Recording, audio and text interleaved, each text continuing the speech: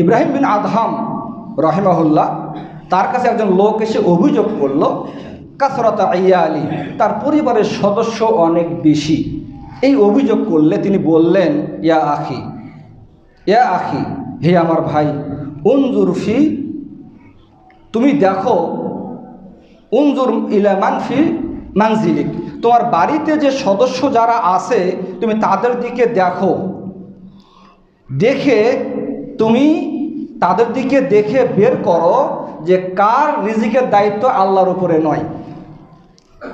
তোমার পরিবার যারা সদস্য আছে তাদের মধ্যে তুমি খুঁজে বের করো যে এর আর ওর রিজিকের দায়িত্ব আল্লাহর উপরে নয়।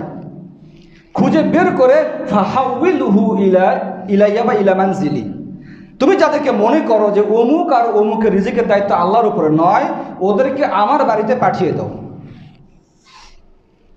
কত যৌক্তিক জবাব, বুঝতে পেরেছেন?